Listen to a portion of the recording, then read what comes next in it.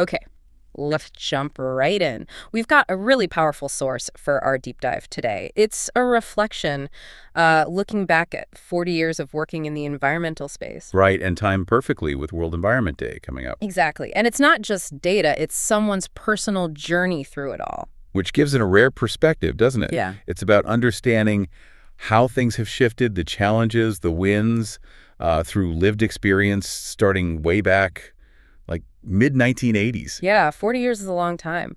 So our mission here is to unpack what this journey tells us. What insights, what lessons emerged over these decades? Where did it all begin around 1985?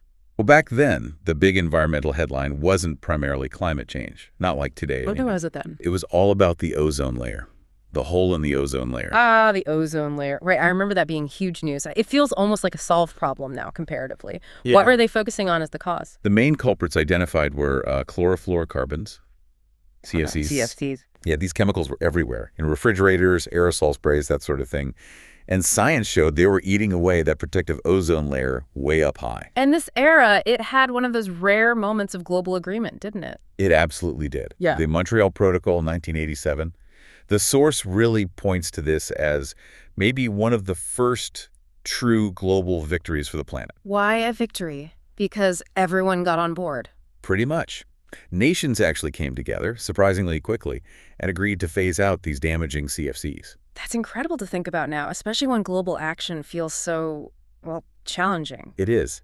And the lesson the source draws from that win, What's the takeaway? it's that, science is vital. It tells you what the problem is, but just knowing isn't enough. You need action. You need the political will, real cooperation across borders to turn that science into actual change on the ground. It takes more than just the facts. Okay, so that's the first decade or so. Then things start to shift, right? As we move into, say, 1995 to 2005. Yeah, the conversation definitely broadens. Environmental issues start hitting the headlines much more regularly. And the focus changes. It does. We start hearing a lot more about greenhouse gases. Yes. That term enters the mainstream. And you get international efforts like the Kyoto Protocol trying to get a handle on carbon emissions. So the science is focusing on climate now. Right. Scientists are sounding the alarm bells louder and louder about climate change. But the source makes this really key contrast Between the science and what else? between that sort of global scientific view and the lived reality for people. There's a specific story shared from this time. Yeah. Tell us about that. The author talks about working with farmers. This was in Maharashtra, in areas often hit by drought. Correct. So while the reports are talking climate models and projections, these farmers, they were living the changes day to day. And there's a quote, wasn't there, from one of the farmers? Yes, and it's just incredibly powerful. Really sticks with you. He said, "Bow." Like saying, brother, we used to know when the rain would come. Now even the sky has forgotten. Wow. Even the sky is forgotten. That just cuts right through, doesn't it? It makes it so personal, so immediate. Exactly. It brings it down from abstract science to, a fundamental break in how people relate to their world. So what's the lesson there, according to the source? The insight is that science is brilliant at explaining the how, the mechanics of it all. Right. But it's the people living through it, like that farmer, who explain why it matters. It connects the dots for you, for anyone listening, showing the real human cost. Okay, moving forward again. The next decade, roughly 2005 to 2015, the source gives this period a specific label. It does. It calls it the age of waste. The age of waste. Why waste? Mostly because of our, addiction to plastic. Production exploded, and so did the throwaway culture. And you could see the results. Oh, absolutely. Visibly.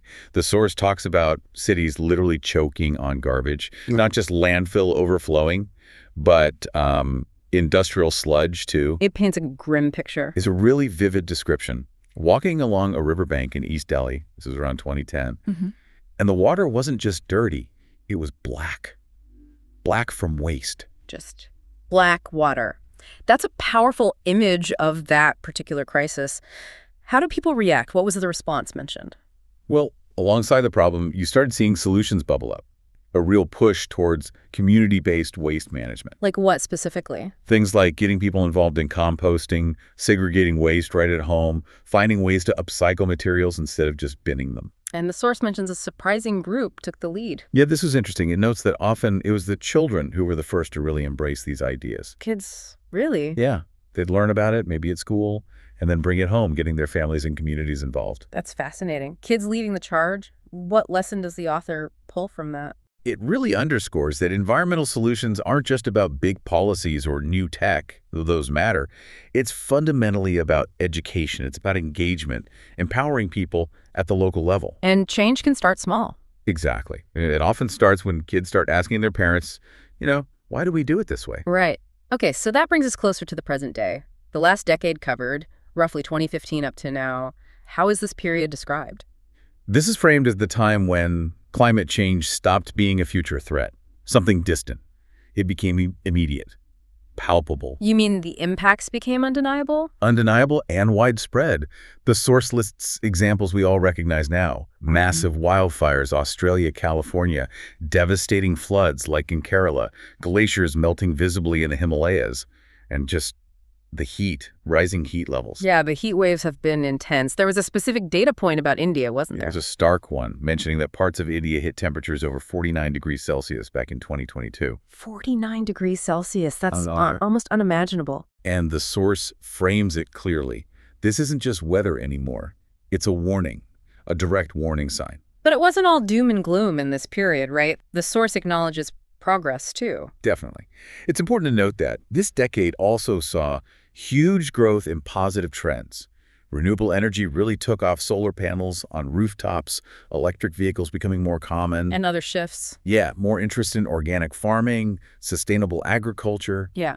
So there was progress alongside the escalating crisis. Still, that escalation must have had a psychological impact, especially on younger people. Absolutely. The source acknowledges this directly, talks about the deep climate anxiety, particularly among youth who see this as, well, their future. Understandably.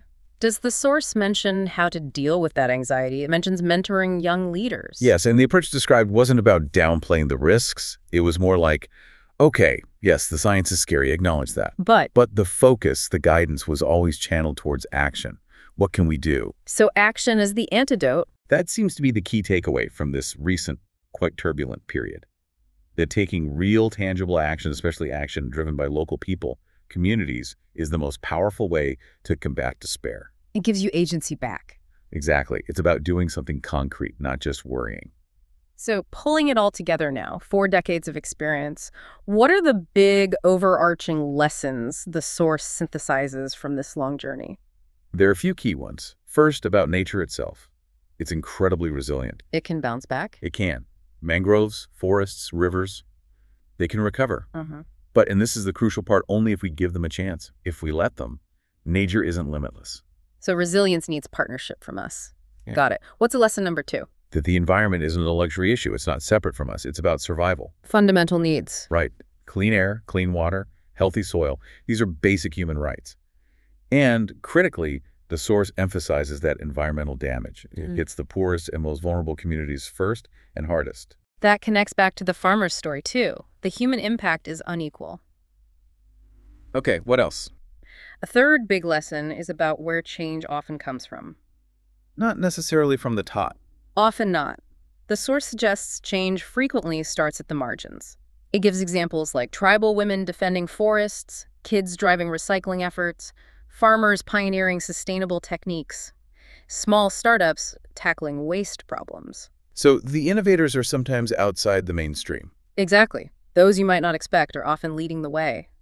It challenges our ideas about who holds the solutions. That's a really important point. And there was a final lesson, more personal, perhaps. Yes, and it's about hope. Hope, which can feel hard to hold on to sometimes. Right. But the source reframes it. It says hope isn't just a feeling you passively wait for. It's presented as a discipline. A discipline. What does that mean? It means it's an active choice. A choice to believe change is possible, and more importantly, a choice to act on that belief, even when it's difficult, even when you feel discouraged. Choosing hope. Practicing hope through action. That's a powerful way to think about it.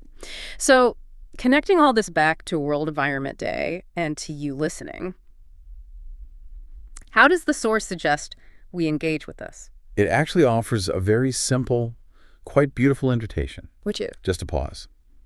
To actively reconnect with nature in small ways. Not necessarily huge gestures. No, simple things, like walking barefoot on the grass for a minute, really listening to birdsong instead of just hearing it as background noise. Yeah. Watching a sunset, but Consciously, maybe without reaching for your phone. Ah, the phone challenge. Right. The core idea is remembering that connection.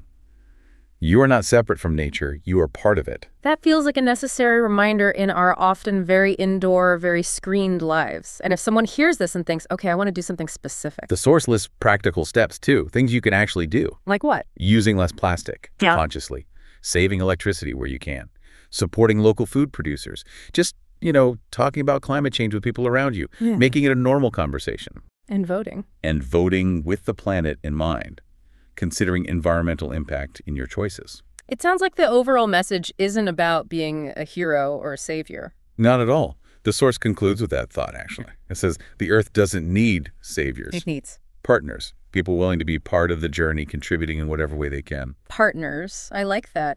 So this whole deep dive, tracing this 40-year arc, it really shows an evolution, doesn't it? From ozone worries to the immediate climate crisis. Yeah, from global protocols focused on specific chemicals to dealing with systemic change and local grassroots action. It highlights that even as the challenges feel bigger and more urgent, the core principles maybe haven't changed that much. We still need cooperation. We need to understand the human dimension. We need to look for change in unexpected places. When we need that active hope. And we need to cultivate that active sense of hope, that discipline we talked about. That idea really sticks with me. Hope as a discipline you practice through your actions. Yeah, it shifts it from just a feeling to something you deliberately choose and embody day by day. So maybe the thought to leave everyone with today, reflecting on this journey, is what does it mean for you to choose hope, to make it a discipline in how you relate to the environment around you, something to mull over?